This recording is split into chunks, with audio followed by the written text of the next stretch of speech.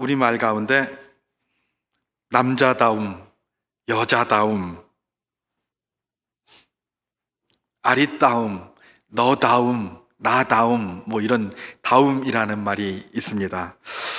이게 참 중요한 말인데요.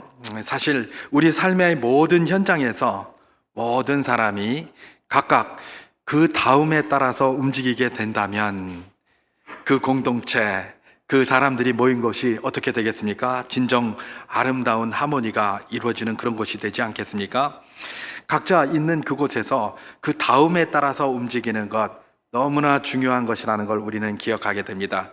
물론 요즘에는 특별한 좀 이상한 그런 풍조가 이렇게 만연하고 있습니다. 어떤 풍조입니까? 무슨 다움 이런 거 얘기를 하면 이거 굉장히 안 좋게 얘기를 해요. 그게 사회적인 프레임이라는 겁니다. 그래서 남자답다, 여자답다 이런 얘기를 하면 완전 성차별적 발언인 것처럼 이야기를 하고 굉장히 나쁘게 이야기를 하죠. 자, 그러다 보니까 이제는 답다라는 말을 쓰지 못하게 그렇게 되는 것입니다. 이런 말을 하면 꼰대 같은 소리라고 하고 심지어 법을 만들어서 저런 말 하는 사람은 처벌해야 된다까지 그렇게 이야기를 하고 있는 것이죠. 이게 오늘날 우리가 살고 있는 이 사회입니다. 여러분, 답다라는 말이 필요 없는 말입니까? 프레임입니까? 꼰대 같은 말입니까? 아닙니다. 이게 너무나 중요한 말이라는 것들을 우리는 기억해야 합니다. 여러분, 우리를 뭐라고 얘기를 합니까? 인간이라고 합니다. 적어도 우리나라가 인간이라고 우리 자신을 표현한다고 한다면 그 말의 의미를 살펴볼 필요가 있지 않겠습니까? 인간, 뭐겠습니까? 비록 한자를 빌어 썼습니다마는 사람 인자의 사이 간자입니다. 인간이라는 말은 사람 사이라는 겁니다. 혼자서는 인간이 될 수 없습니다. 야, 인간아, 너 먼저 인간이 되라 라는 이야기를 할 때에 혼자서는 인간 될 수 없습니다. 인간이 안 된 사람이 어떤 사람입니까? 나 혼자 살겠다라는 사람은 인간이 아닙니다. 인간이라는 그 말 자체가 사람 사이라는 겁니다. 그러면 우리를 뭐라고 하냐? 인이라고 하냐? 예, 맞습니다. 인입니다. 그런데 인도 우리가 잘 아는 것처럼 상형 문자 인이 아닙니까? 그죠? 그 인 표현이 어떻게 되어 있습니까? 이렇게 되어 있습니다. 이 사람이 둘이 서로 맞대고 있는 것을 그거로 표현한 것이라고 하지 않습니까? 결국은 사람이라고 합니까? 인간이라고 합니까? 모든 것은 적어도 둘 이상일 때에 그런 말이 가능한 겁니다. 공동체가 되었을 때에 인간이 되는 것이지 혼자서 인간 안 됩니다. 인간 안 됩니다. 그렇기 때문에 공동체가 중요한 것이죠. 오늘날에는 개인주의 너무나 주장하면서 다움 이런 거 말하면 꼰대라고 그러고 이러죠. 그래서 개인의 무슨 자유를 훼손한다 이런 이야기를 하죠. 그건 인간이기를 포기한 겁니다. 개인은 인간이 될 수가 없습니다. 엄밀한 의미에서. 인간은 적어도 2명 이상의 공동체가 모였을 때에 비로소 인간이다라고 표현할 수가 있는 것이고, 그럴 때에 비로소 거기에 인간의 본 의미가 나타나는 것입니다. 그런데도 자꾸 뭐라고 얘기를 합니까? 이런 것들 꼰대다 그렇게 이야기를 하는 것이죠. 여러분, 인간은 2명 이상이 모여 살아야 되기 때문에 공동체를 이루며 살아갑니다. 그리고 공동체를 이루며 살다 보니 그곳에서 반드시 등장하는 것이 있습니다. 왜냐하면 사람마다 다 생각이 다르거든요. 개인의 생각이 다 다르거든요. 그래서 자기 생각만을 주장할 수는 없는 것이고, 그곳에서 그 공동체의 사람들이 동의하고 합의하고 인정하는 무슨 규칙이 있게 돼 있습니다. 내 생각과는 좀 맞지 않지만 그러나 전체적으로 아름답게 운영되기 위해서 준비하는 그런 것들이 있어요. 여러분, 요즘에 우리나라는 이렇게 길을 가다 보면 그런 신호등이 많이 생겼더라고요. 이 라운드어바웃이라고 이렇게 삥 둥그렇게 생겨가지고 차가 이렇게 들어가서 삥 돌아가는 것들 말입니다. 심지어 울산에는 저게 오래됐었는데 교통사고를 조사해 봤더니 오히려 그런 것들이 더 교통사고가 안 나더라 이런 말이 있어서 요즘은 곳곳에 그게 있어요. 근데 제가 이렇게 다니다 보면 우리나라 사람 중에 그걸 제대로 지키는 사람을 한 번도 못 봤습니다. 왜냐하면 내용을 몰라요. 그게 어떻게 하는지를 모르는 겁니다. 여러분, 라운드어바웃 들어가 보셨죠? 거기에서 어떻게 되어 있습니까? 들어간 차가 먼저입니다. 그러면 들어간 차가 여기서 출발해서 들어와도 여기서 들어오면 안 됩니다. 이게 다 빠져나갈 때까지는 아무도 더 들어가면 안 되는 겁니다. 그게 원래예요. 그런데 우리는 뭐 여기서 들어가든 저기서 들어가든 막 들어가잖아요. 그냥 일반 도로 가듯이. 다만 소리를 줄였기 때문에 이게 뭐 사고가 좀 주는지는 모르겠지만 속도를 줄였기 때문에 원래 원칙대로 잘 운영되지 않는 것이죠. 제가 아프리카에 있었습니다. 뭐 우리는 뭐 아프리카 남아공 그러니까 무슨 후진국처럼 생각합니다만 절대 그렇지 않습니다. 거기는 신호등이 불이 꺼져도요, 우리처럼 서로 빵빵대고 싸우지를 않습니다. 먼저 온 사람이 갑니다. 먼저 라인에 섰으니까 2차가 가고 2차가 가고 나면 2차가 가고 그러지, 우리처럼 꼬리 물기 하면서 질질질질 가지 않습니다. 왜요? 동의를 하고 있기 때문에 그렇습니다. 그게 바로 무엇입니까? 예, 사회적인 합의고 사회적인 동의예요. 그 사회적인 합의가 뭡니까? 반드시 안 지키면 벌칙이 가해지는 강행 규정으로 된 게 있습니다. 그게 법이죠. 그죠? 그런데 그런 사회적인 합의가 그야말로 벌칙은 가하는 건 아닐지라도 비난의 대상이 되고 비판의 대상이 되는 것이 있습니다. 그게 뭡니까? 윤리 규정입니다. 윤리 규정으로서의 관습, 풍습 이런 것들이 바로 거기에 해당될 것입니다. 여러분, 이 다움이라는 건 뭘까요? 바로 이런 강행 규정과 윤리 규정이 다 척척히 쌓인 겁니다. 그래서 그 사회의 약속이에요. 물론 시대에 따라 변합니다. 사실 법도 시대에 따라 변하잖아요. 시대에 따라 변합니다만은 적어도 그 사회, 동시대에 그 사회를 살고 있는 사람들이 다 합의해서 이건 이렇게 하자라고 정의한 겁니다. 그리고 거기서 맞춰 살 때 비로소 뭐가 일어나는 겁니까? 하모니, 질서가 일어나고 아름다운 것들이 일어나는 것이죠. 그런데 세상이 자꾸 변했어요. 그래서 요즘은 법은 강행 규정만 강화됐어요. 법적으로 문제 없다. 그러면 무슨 뭐 여러 관습이나 이런 거 윤리 같은 걸 가지고 이야기하면 꼰대라고 그래요. 그런 거 얘기하지 말라는 거예요. 우리가 알아서 하는 거지 뭐. 그런 사람은 어디 살아야 되겠습니까? 예, 산속에 들어가 살아야 돼요. 그런 사람은 인간의 길을 포기한 사람이에요. 우리가 그 사실을 기억해야 되는 겁니다. 인간은 혼자의 주장으로 살 수가 없습니다. 비판받을 짓을 하면 비판받아야 합니다. 비난받을 짓을 하면 비난받아야 됩니다. 그가 비판받을 짓 했다고 맨날 감방에다 가둘 수는 없지 않습니까? 그죠? 그런 것들이 있어야 되는데 그걸 못하게 해요. 오히려 그런 말을 하면 저게 개인 모독했다 그러면서 뭐 명예훼손이다 이래서 구속시키겠다고 이렇게 법으로 처리하겠다고 합니다. 우리나라가 왜 이렇게 됐는지 모르겠어요. 이전에는 그냥 욕 한 얻어먹고 어른한테 꾸지람 한번 당하면 끝나는 일을 요새는 깜빵에 가야 되고 변호사 세워야 되고 이렇게 하게 된 것이죠. 사회가 이렇다 보니까 뭐가 되는 겁니까? 이런 다움에 대한 이야기를 하면 막 엉터리 같은 반응을 하는 것입니다. 여러분, 다움은 그야말로 프레임이 아닙니다. 다음엔 말입니다. 다움이라는 것은 그 사회를 지탱하는 기초요, 기본입니다. 어쩌면 인간의 본질에 해당된다고 볼 수도 있습니다. 그 정도까지 우리가 이야기할 수도 있어요. 그래서 답지 못하다, 인간답지 못하다, 남자답지 못하다, 여자답지 못하다, 너답지 못하다, 아름답지 못하다, 이런 것들은 우리가 지켜야 할 유산들입니다. 그것이 바로 공동체를 이끌어서 살아가는 모든 인생들에게 필요한 것이기 때문에 그랬습니다. 저는 오늘 이런 관점에서 오늘 본문을 상고하면서 여러분과 잠깐 은혜를 나눠보기를 원하는데요. 제가 오늘 메시지의 제목을 그리스도인 다움이라고 이렇게 붙여보았습니다.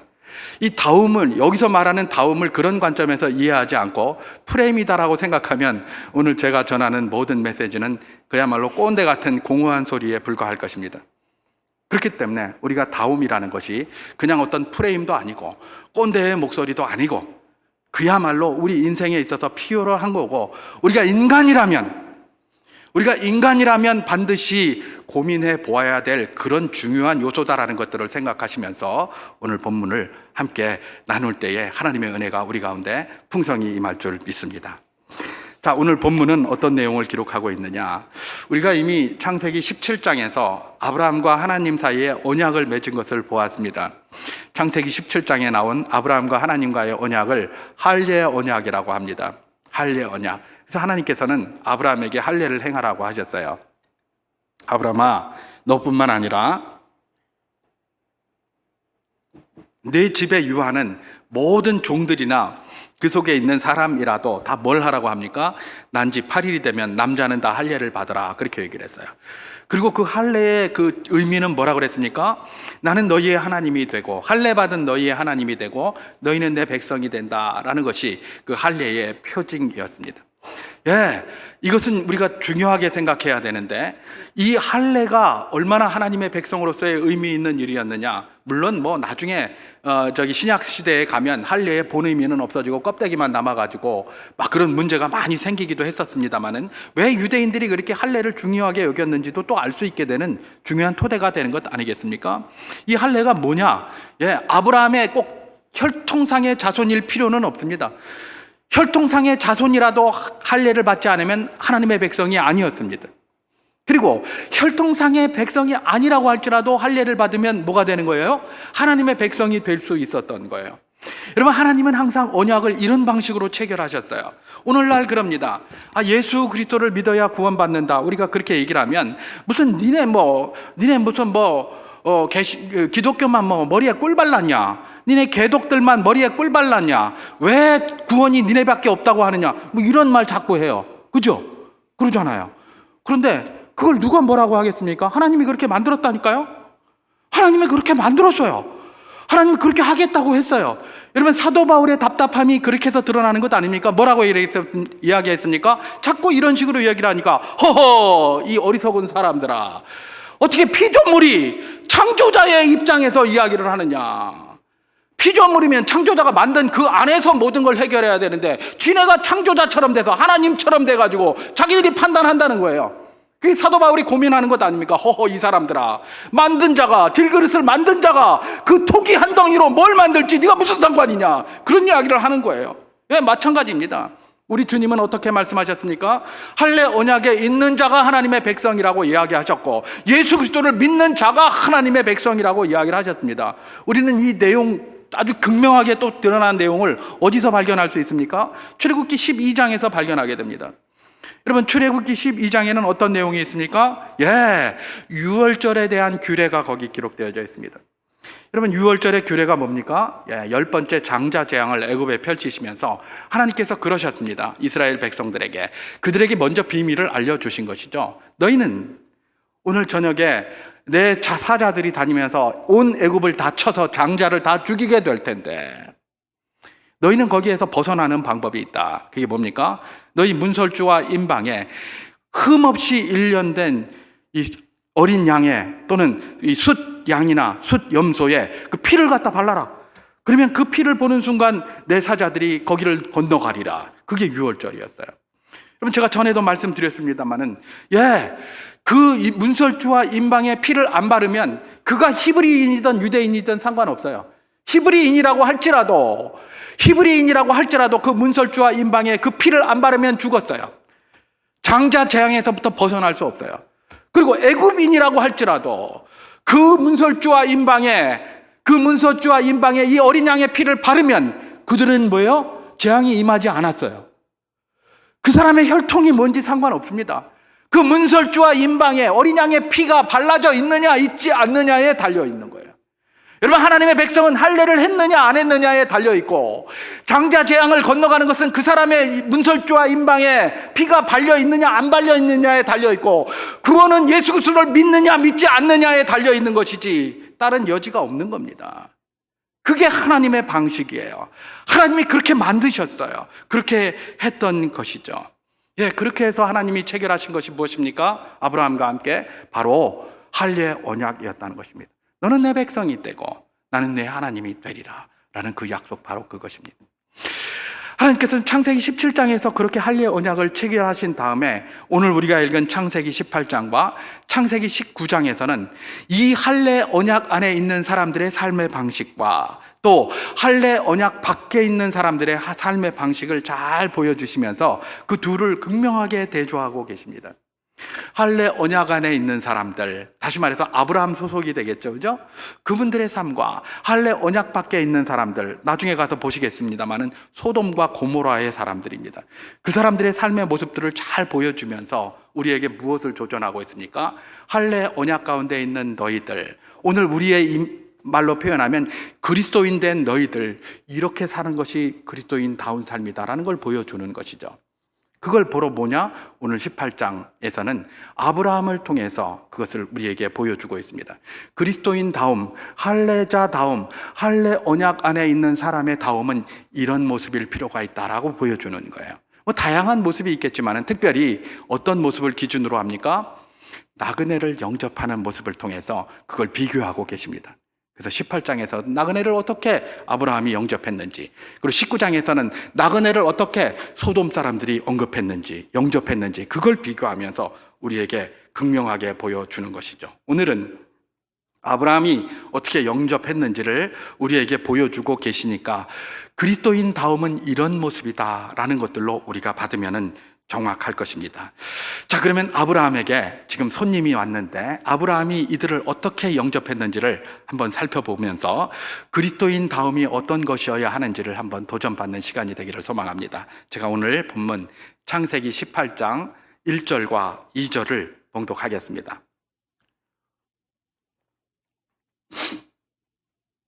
여호와께서 마므레의 상수리 나무들이 있는 곳에서 아브라함에게 나타나시니라.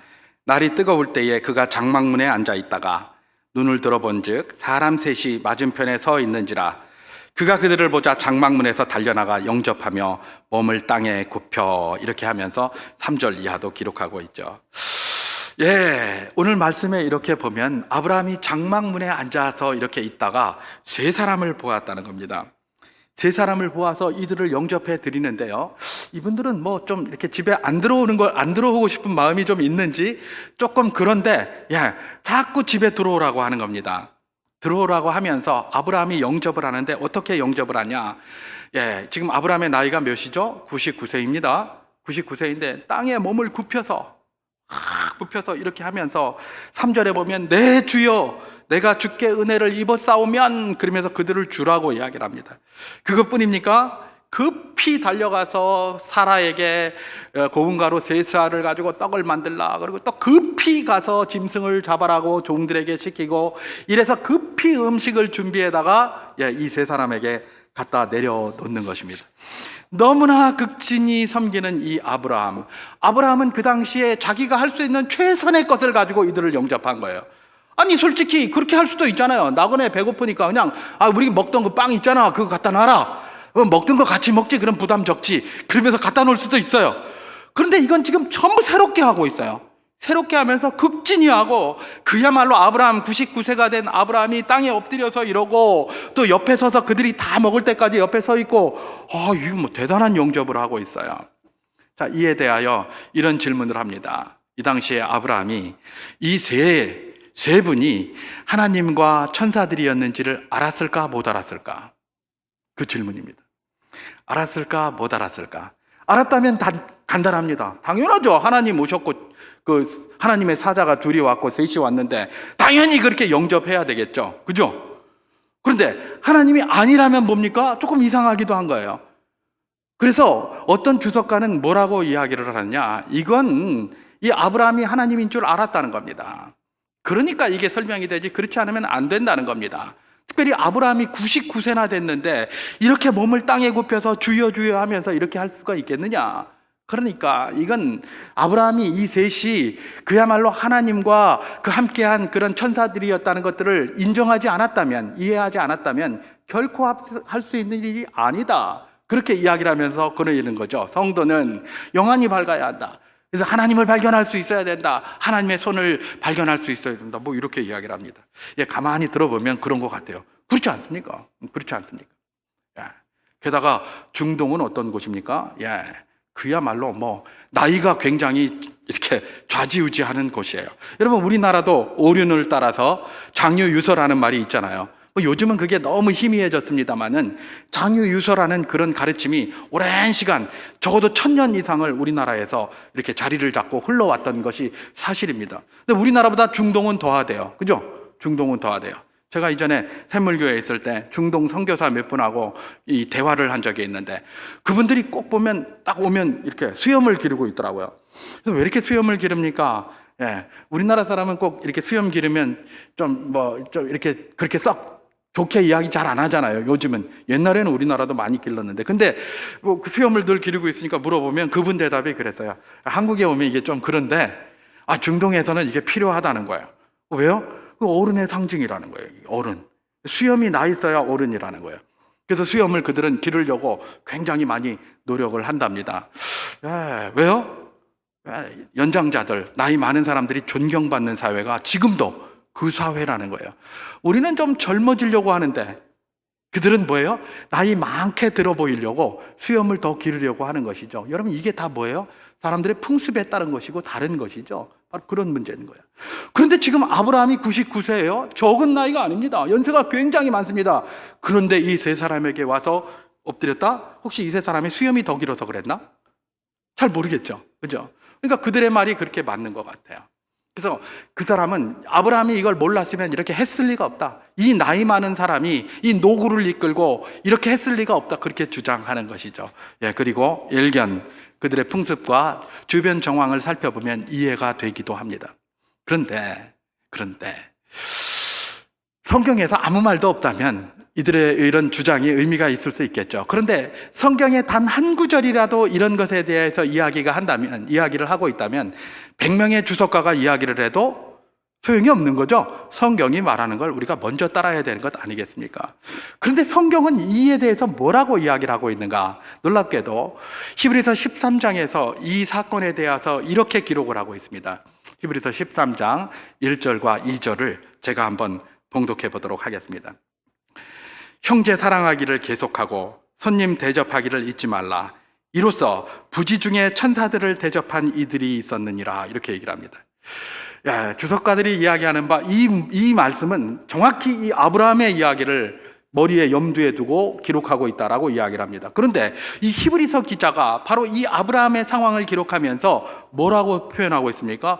부지 중에 이러고 있어요. 부지 중이 뭐죠? 알지 못하고 그랬다는 거예요. 지금 아브라함은 이 셋이 하나님과 그의 사자들인지 뭔지 모르고 그냥 나그네로 지나가고 있는데 그에게 이렇게 섬겼다는 거예요. 그래서 부지 중에 천사를 섬기고 하나님을 섬겼다. 그렇게 지금 이야기를 하고 있는 것이죠. 아니, 이럴 수가? 결국은 아브라함이 알았습니까? 몰랐습니까? 몰랐다는 거예요. 그러면 우리 성경에 나오는 이거는 뭔가? 왜 여기서 아브라함은 내 주여 이렇게 하고 그 다음에 뭐라고 얘기를 합니까? 5절에 보면 내 말대로 그리하라. 이 셋은 또 그렇게 얘기를 하고 이래요. 그러니까 이거 하나만 봐도 벌써 이렇게 금방 하나님과 이건지 알 수 있지 않겠습니까? 우리가 이런 성경이 이렇게 많이 돼 있어요. 특히 우리 번역 성경이 이렇게 많이 돼 있습니다. 그러니까 우리가 이 사실을 잘 알아야 되는데, 이 번역한 사람들은 이 말이 누가 한 말인지 잘 알죠? 하나님이신지 우린 다 알아요. 번역을 했으니까. 그러니까 높여서 번역한 거예요. 여러분, 신약 성경에 보면 예수님이 뭐 제사장들과 대제사장들 뭐 이런 사람들하고 이야기하는 게 나와요. 예수님이 몇 살이었죠? 30살이었어요. 30살인데 그래도 그 사회의 장로들, 나이 많은 그런 사람들한테 이야기할 때 내가 그리 말하였다. 이렇게 했겠습니까? 그렇게 했겠습니까? 라비요, 당신이 저기 하였습니다. 예수님한테 얘기하면 예수가 네가 말하였다. 이렇게 하겠습니까? 우리 번역을 그렇게 한 거죠. 왜 그렇게 했을까요? 그분이 예수님이신지 알고 하나님의 아들이신지 우리가 아니까 번역을 그렇게 한 거예요. 근데 그들은 잘 모르잖아요. 모르니까 원래는 그렇게 얘기를 한 게 아니죠. 그죠? 이 마찬가지입니다. 모세도 이미 여기에 온 하나님이고 여기에 온 사람들이 천사라는 걸 알았으니까 높여서 쓴 거고, 번역한 사람들도 그런 거예요. 근데 아브라함은 뭐예요? 몰랐죠?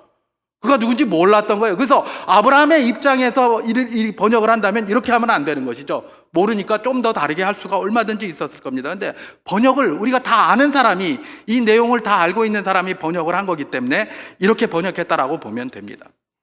어쨌든 아브라함은 그들이 하나님과 하나님의 사자들인지 모르고 그들을 영접한 거예요. 얼마나 최선을 다해서 영접했는지, 그야말로 아브라함의 이 영접을 주석가들이 보기에도 의심할 정도로, 이건 이상하다라고 의심할 정도의 그런 영접을 했다는 겁니다.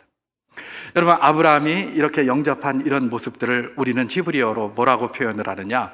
헤세드라고 표현합니다. 그럼 많이 들어보셨죠?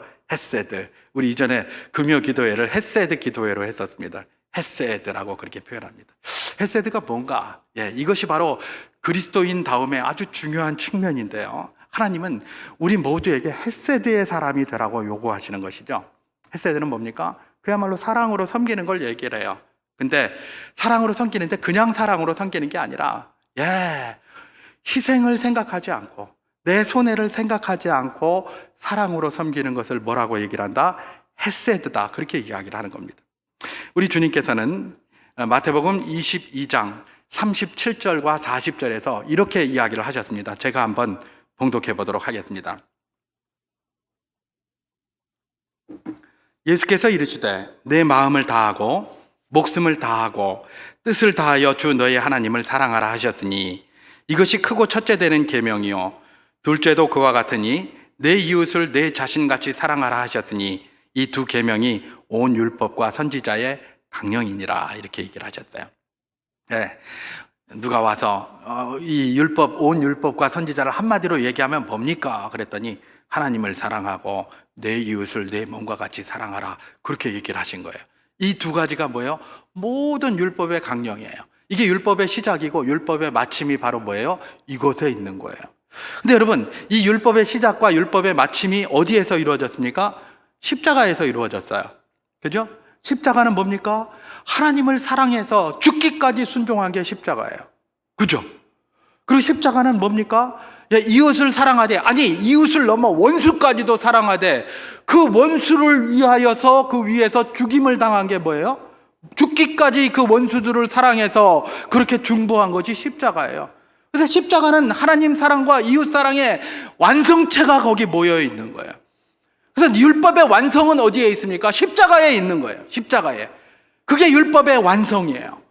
십자가에 율법의 완성이 있고, 우리 그리스도인은 어떤 사람입니까? 그 십자가를 목에 걸고 다니기도 하고, 그 십자가를 삶에서 살아내기 위해서 몸부림치며 살아가는 우리 아닙니까? 바로 그것입니다. 우리 아까 뭡니까? 시온 찬양에서 찬양했던 것처럼 예수 닮는다는 게 뭡니까? 십자가의 삶을 살아가는 겁니다. 이 십자가는 뭡니까? 희생을 생각하지 않고 나의 손해를 생각하지 않고 사랑의 섬김을 다하는 게 이 십자가입니다. 이 십자가가 뭐를 보여주고 있다? 바로 헤세드를 보여주고 있다는 겁니다. 그리고 이 십자가를 목에 달고 또 이 십자가를 실천하고 살아가는 우리 그리스도인은 뭘 해야 된다는 겁니까? 헤세드의 삶을 살아야 한다는 겁니다. 그게 바로 이 성경이 우리에게 주는 도전이라는 것입니다. 우리가 그저 이렇게 그냥 사는 게 아닙니다. 십자가 그냥 목에 걸고 십자가 이렇게 바라보면서 그냥 사는 게 아닙니다.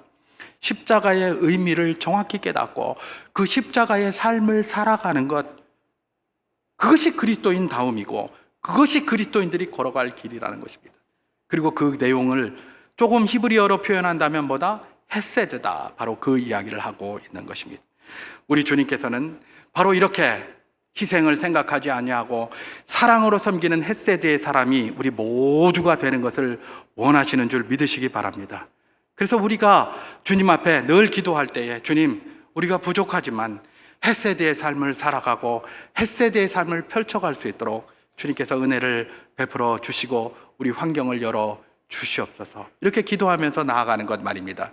그것이 그리스도인다운 삶의, 그리스도인다움의 가장 밑바탕에 있어야 될 우리의 기도인 줄 믿습니다. 자, 그렇다면 이 헤세드 어떻게 구현될 수 있고 어떻게 우리 삶에서 펼쳐질 수 있을까? 어떤 모양으로 펼쳐질까?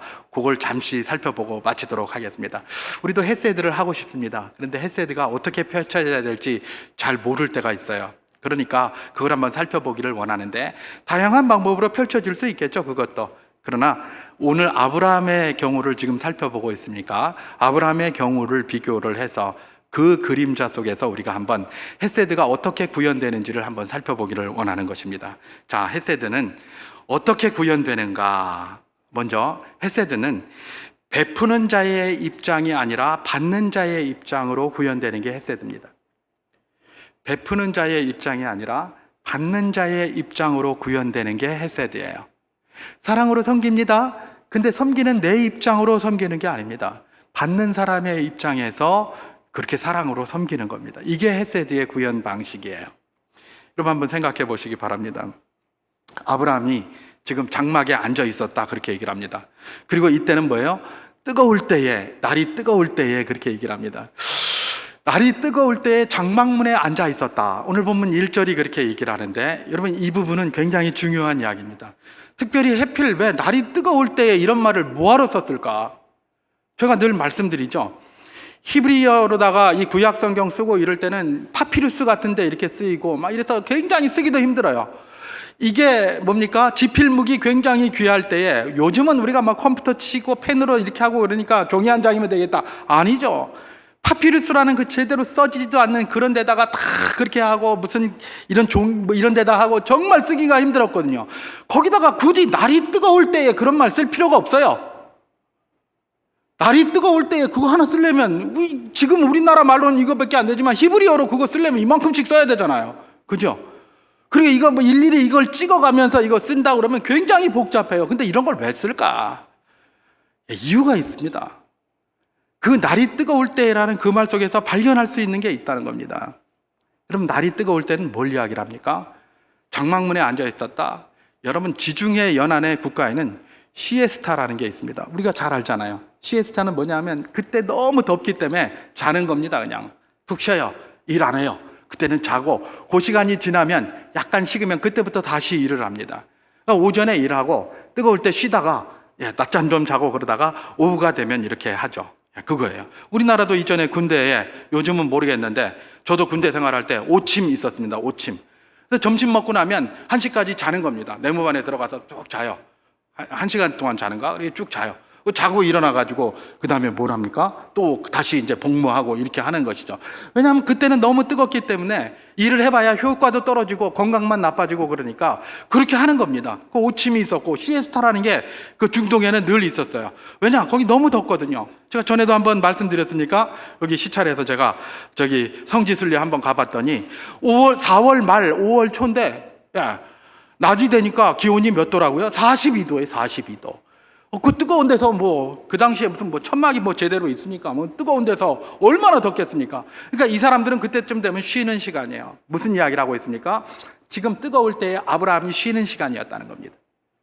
자다가 일어났는지 아니면 거기서 그냥 의자에 앉아 있었는지 어쨌는지 모르지만 지금 시에스타를 하고 있는 거예요. 그러면 아브라함만 시에스타를 합니까? 아닙니다. 아브라함 집에서 일하는 모든 사람이 다 뭘 하고 있는 거예요? 쉬고 있는 거예요. 쉬고 있는 거예요. 근데 저기서 나그네 셋이 옵니다.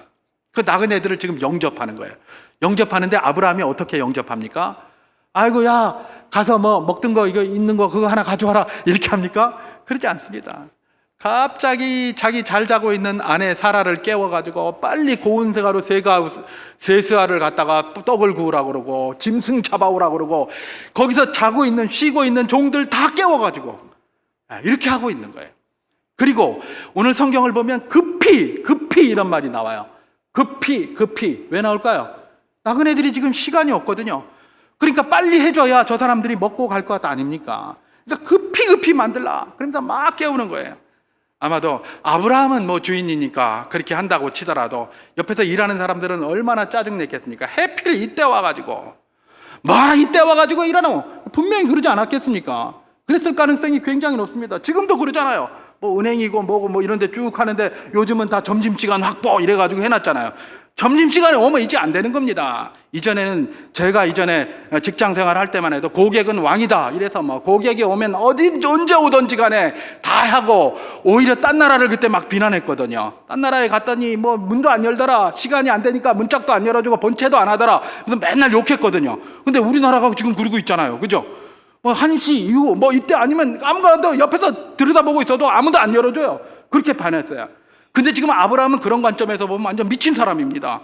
자기 혼자 그러지 왜 종들을 다 깨우고 왜 자기 부인을 깨워가지고 빨리 구우라고 그러고 급히 합니까?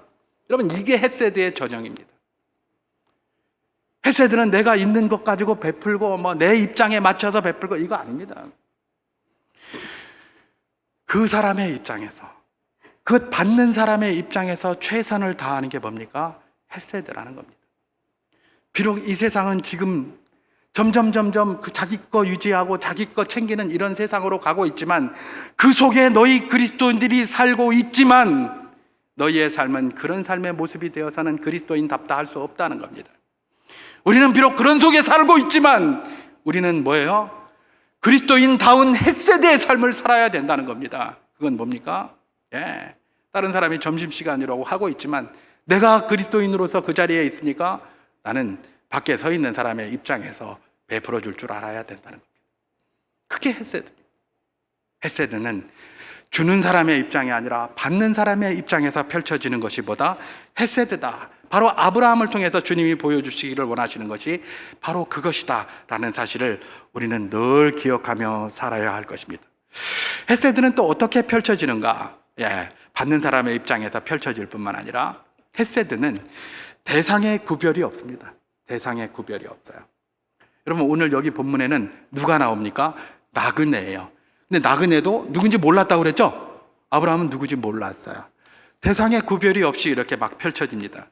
대상이 구별이 없이 최선을 다해서 이렇게 하는 것이죠. 여러분, 나그네를 섬겼다, 나그네에게 헤세드를 베풀었다라는 것은 뭡니까? 세상의 가장 연약한 자들을 베풀었다라고 보면 됩니다. 우리 주님께서는 항상 뭡니까? 나그네를 사랑하라고 하셨어요.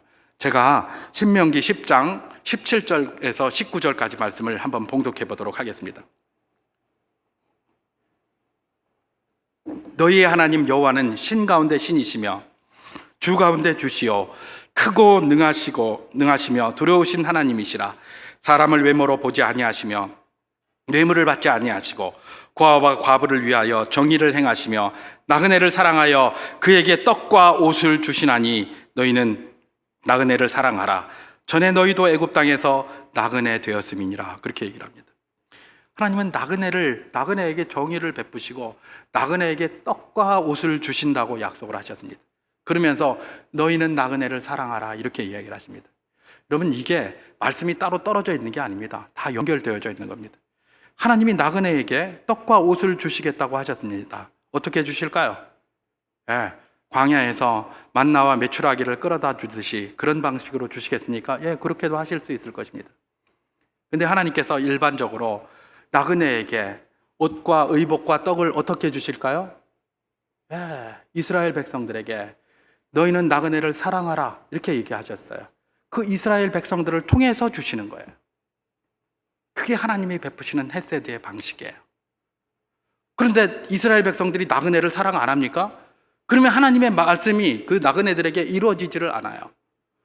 하나님의 말씀의 통로가 돼야 되는데 하나님의 말씀의 통로가 이스라엘이 안 돼요.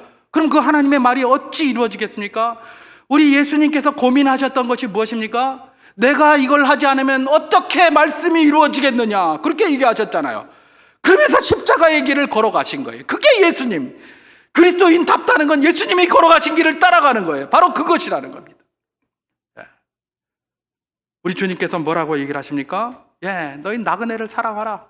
왜요? 그래야 하나님의 말씀이 이루어져요. 하나님이 나그네를 먹이시고 나그네를 입히시겠다는 그 약속이 그래야 이루어진다니까요. 그래서 나그네를 사랑하라는 거예요. 그러면서 뭐라고 얘기를 합니까? 너희도 전에 나그네 되었다. 개구리 올챙이적 기억하라. 너희들이 나그네일 때 내가 먹이지 않았느냐?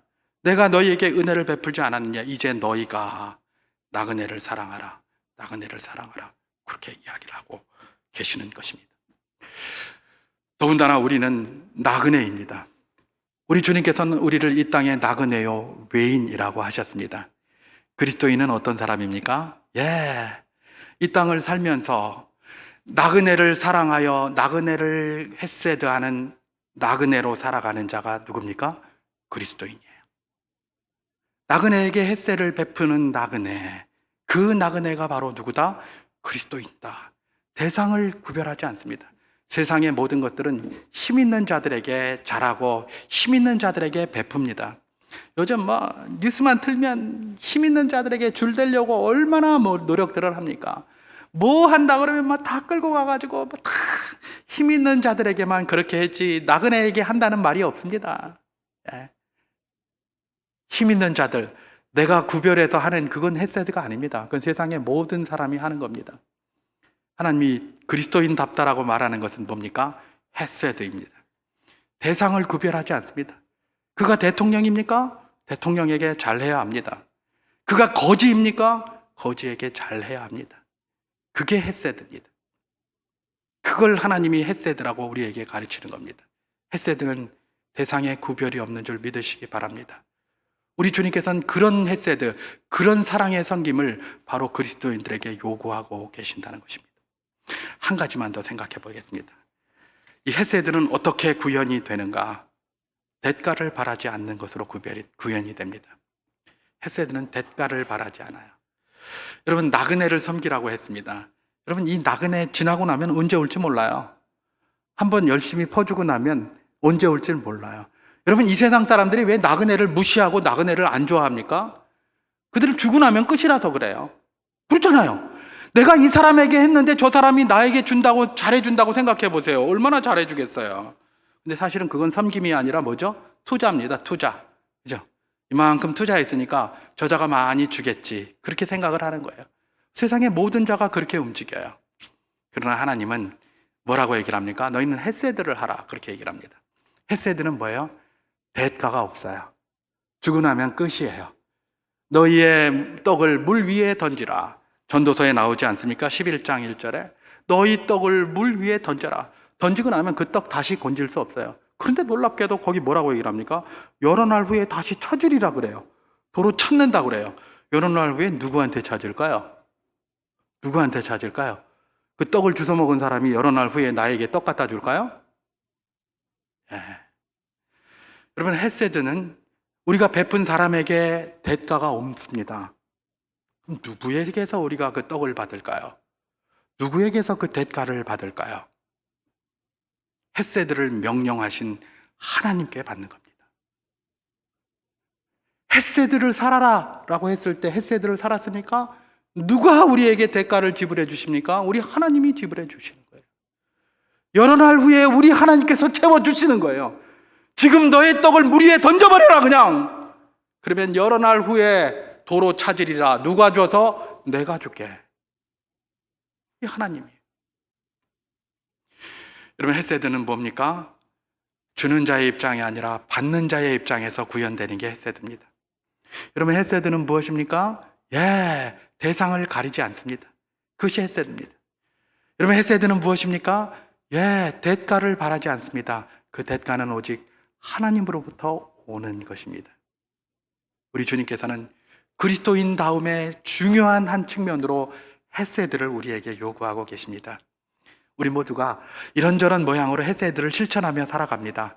그럼에도 불구하고 이런 말씀으로 다시 한번 우리를 도전하셨으니 이제 하나님, 제가 헤세드의 삶을 지속적으로 살아갈 수 있는 힘과 능력과 환경과 마음과 믿음을 허락하여 주시옵소서.